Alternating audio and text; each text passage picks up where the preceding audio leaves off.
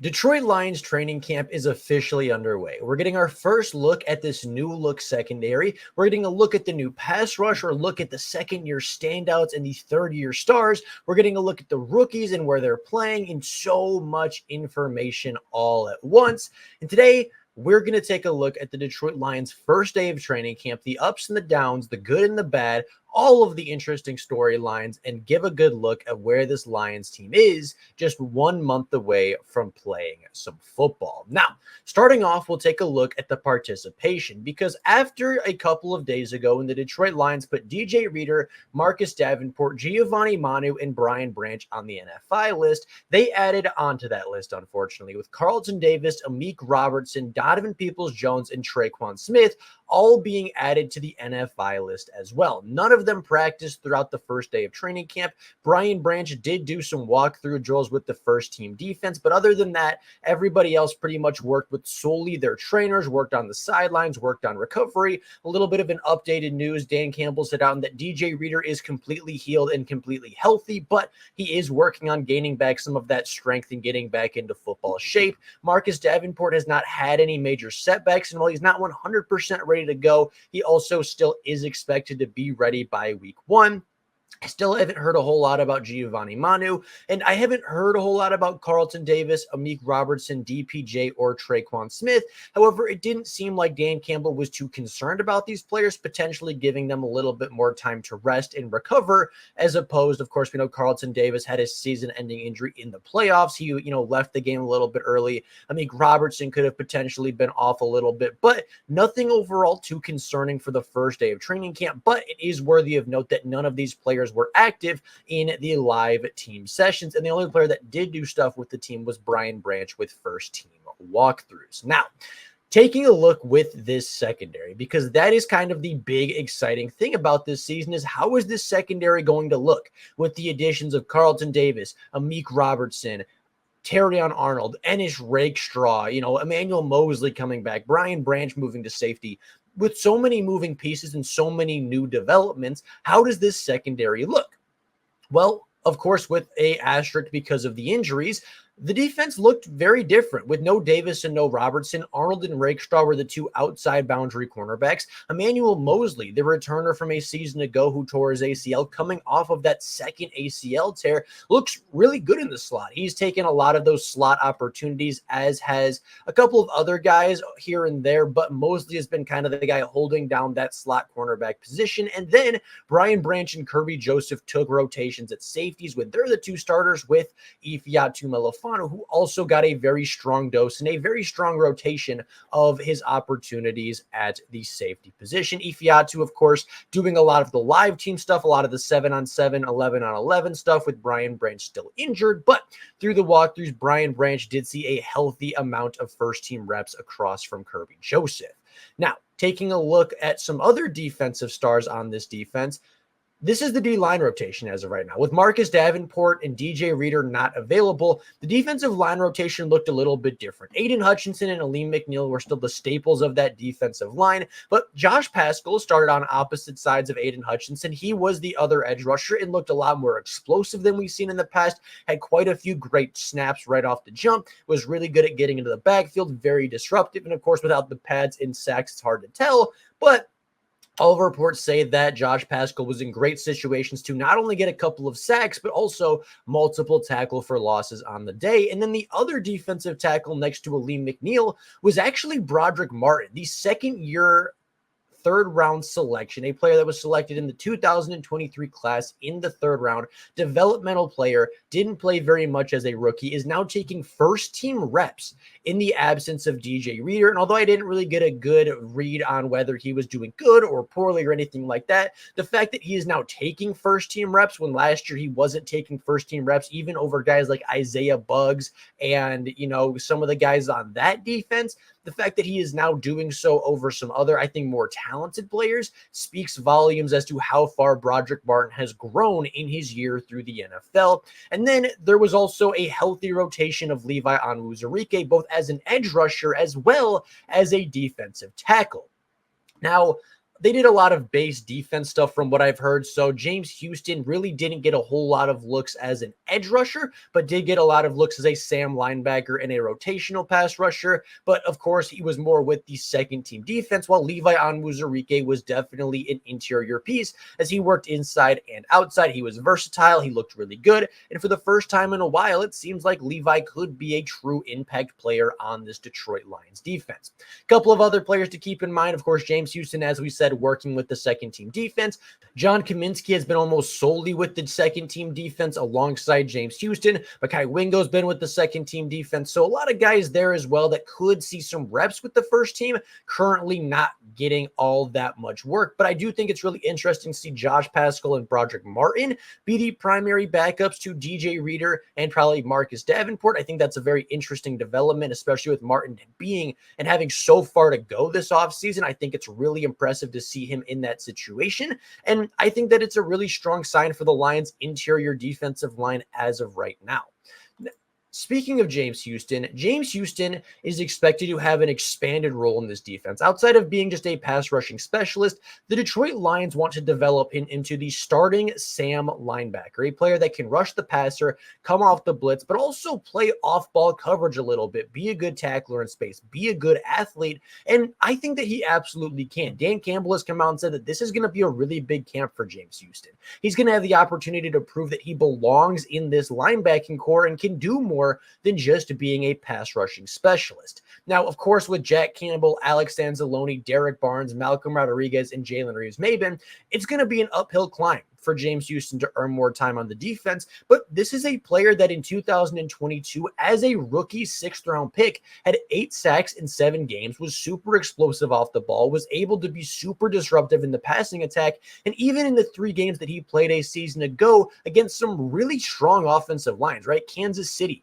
San Francisco, and Seattle all had pretty good offensive lines last year, and James Houston was a problem in all 3 of those games despite not being 100% healthy in his final game versus San Francisco. Now, taking a look and moving over to the offensive side of the ball, this one we all knew, Jameson Williams has been phenomenal. Big play after big play. His lower body has gotten significantly stronger, and his legs in particular look a lot bigger and a lot more defined. I think he's put a lot of muscle on his lower body, which is great for a player that struggled with lower body injuries throughout his NFL career. His route running is more crisp. Multiple players, including Ifeatu Melifonwu and Amon-Ra St. Brown, say that Jameson Williams looks faster. He's a lot more consistent. He is significantly more dialed in, for a lack of a better term. He's a lot more focused. He's a lot more mentally prepared, if you will. And I think that's going to lead to a massive season by Jameson Williams. He is a player that on the end of the season was pretty good. He had some good statistics, but about 500 yards in his true rookie season, including the playoffs. He had some really big plays, had some real inconsistencies. If his consistency can get better, if he can grow and develop and his hands can get a little more consistent, he can, be the player we needed him to be at 12. This offense will take such a massive step forward. And by all accounts, that looks like it's going to be the case. Every video that comes out of Jameson Williams, he looks a lot cleaner. He looks a lot more confident. His hands look a whole lot stronger, right? Even last year throughout training camp in the highlight process, right, there was a deep ball by Jared Goff, and Jameson Williams caught it while falling down. And there was reported that Jameson Williams is having some drop issues despite some of the big plays. This year, those really haven't been there. Every highlight, Jameson Williams has caught this ball in stride. Every single time we've seen Jameson Williams throughout training camp, minicamp, OTAs, he's making big plays over and over and over again. And it's not one play here and there. It's every day we're hearing about Jameson Williams breaking the defense, hearing about Jameson Williams taking the top off. And that's exactly what we need him to do in 2024. In other wide receiving news, with Donovan Peoples-Jones no longer with the Detroit Lions throughout training camp in the beginning, of course, being on the NFL list right now, Antoine Green is taking first team reps. He's taking as the outside X wide receiver and officially as the wide receiver 3. He's been working alongside guys like Amon-Ra St. Brown, Jameson Williams, and again, that healthy rotation of Khalif Raymond. But Antoine Green has been a guy that's been making some solid plays. He's been out there with the ones. He's been looking really solid. And even though his chemistry with Jared Goff isn't nearly as good as J-Mo's and Khalif's and Amon-Ra's and Laporta's, Antoine Green has been creating some good separation. He's been creating quite a few big plays by himself.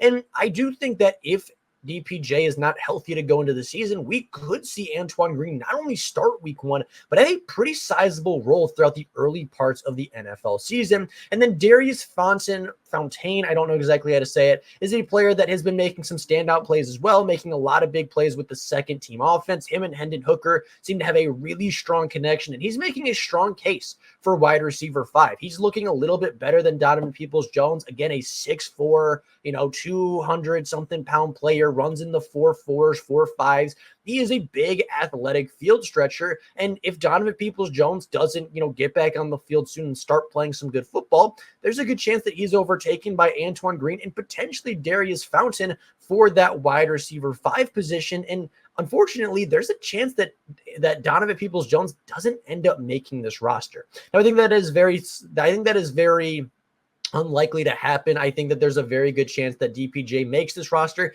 and has a pretty solid impact on the season, but it is worthy of note that both of these guys who play the same position are having very good camps in their own right. Kind of not necessarily wide receiver news, but certainly news out of training camp. Jahmyr Gibbs has reportedly been spending 45 minutes a day after practice with Amon-Ra St. Brown, working on his wide receiving release packages, working on his contested catching, working on the quick game passing attack. He has been putting in a lot of work even after practice with Amon-Ra St. Brown, and I think there is a really good chance that we see Jahmyr Gibbs' receiving ability improve drastically this year. And for a player that came out of the NFL draft as a top 2 receiving back in his class, he was already a really good wide receiver, already really good in space. Now working with the all-pro wide receiver in St. Brown, I think that the sky is the limit for Jahmyr Gibbs. And I actually really do believe there is a chance that if given the volume, Jahmyr Gibbs could be a 1,000-yard receiver and a 1,000-yard rusher in the 2024 season. I believe only 2 players have ever done that in the past. Christian McCaffrey, I know, has done it, and I believe there was one other player to do it as well. Jahmyr Gibbs could be the 3rd player on that list. And I think, again, with the right volume, we could see Jahmyr Gibbs truly take the NFL by storm. Hendon Hooker has been having a great training camp so far. Throughout 2 days of training camp, he's looked very sharp. He's fit the ball into incredibly tight windows. He's been throwing some really nice deep passes, no interceptions, no turnovers, and really at this point, there is no competition for quarterback 2. There was always the talk that, Nate Sudfeld's still around. Nate Sudfeld's taking second-team reps. Hendon Hooker's with the 3rd team. That has pretty much been silenced at this point. Hendon Hooker has been phenomenal. He has played some really, really good football against the Detroit Lions second-string defense, and I think he is going to easily be the quarterback too, and he is one of the players I am most excited to see in the 2024 preseason. We finally get a look at our 3rd-round selection from last season. Quarterback Hendon Hooker, big arm, good athleticism, quick release, super accurate. And I'm going to be really excited to see what Hendon Hooker can do in the preseason for the Detroit Lions. Now, some sad news is on the horizon, as we will kind of end it off on a sour note. Unfortunately, Michael Badgley suffered a season-ending injury this morning. During warmups, he was practicing. He was warming up for his kicks, warming up for the kicking competition. And although I don't know exactly what the injury is, it has not been disclosed. It came out, and Dan Campbell said that he will require surgery probably within a week or 2, and his season is done. He will not play. He will not practice. He will not be on the Detroit Lions practice squad, meaning the Detroit Lions have opened up a 2nd roster spot for this team. They now have 2 open and available roster spots when Michael Badgley is placed on injury reserves, and it's really unfortunate to see. Michael Badgley was a player that was instrumental in the Detroit Lions team in 2022. He made some big kicks to put the Lions at 9-8 for their first winning season in over half a decade. He was a huge part of getting the Detroit Lions to the playoff down the stretch of the regular season, and of course a massive kick in the wild card game to help the Lions win by 1 point against the Los Angeles Rams. He was good against the Tampa Bay Buccaneers, and even though he wasn't relied upon in San Francisco, he didn't miss a kick there either. So Michael Badgley has been a big part of rebuilding this Detroit Lions special teams, and really he's been really instrumental in some big wins for the Detroit Lions over the last couple of years. and he will not be on the roster this year. Now, of course, we did sign Jake Bates from the UFL, a player that has been super consistent and from all accounts has been phenomenal through training camp. He was winning the kicking battle regardless at this point, and at this point, it is pretty much going to be handed right to him. But Michael Badgley was a great kicker to have in reserve. He was a great backup kicker to have on the practice squad, and the Lions will be holding some tryouts and will be bringing in at least one more kicker for the preseason to at least push Jake Bates for that kicking spot, although at this point it is pretty much locked up for Bates to take the position. So with that being said, a little bit of a sour note to end on, but overall, a lot of positives, a lot of things to be really excited about. Apparently, the secondary's been making a couple of plays, and I actually really like how it looks. With Carlton Davis and Amik Robertson out, I don't think that necessarily Arnold and Rakestraw is a bad outside duo. Mosley in the slot is really, really interesting, of course, with that outside versatility. Our safety rotation of trios is really exciting. James Houston getting a bigger role is exciting. The defensive line apparently looks so much better this year, even before the pads come on. And with Jamison Williams breaking out, Jahmyr Gibbs putting in the work, Hendon Hooker looking a whole lot better, there is so much to be excited about for this roster, and I cannot wait for Detroit Lions preseason. But with all of that being said, that is all I have for you guys today. Let me know your takeaways and thoughts down in the comments below on any of the players we talked about, any of the situations we went over. I'd be very curious what you guys have to say and what you guys think. If you have yet to subscribe to the channel, please go down below and do so. It helps the channel out a ton, and we are shooting for 4,100 subscribers by the end of July. So we have a couple of days to get there, and I know that if you guys subscribe, we could do it. So please make sure you get on subscribe, hit the bell notification so you never miss a Detroit Lions upload. And with all of that being said, that is all I have for you guys today. Thank you all so much for watching. And until next time, and as always, go Lions.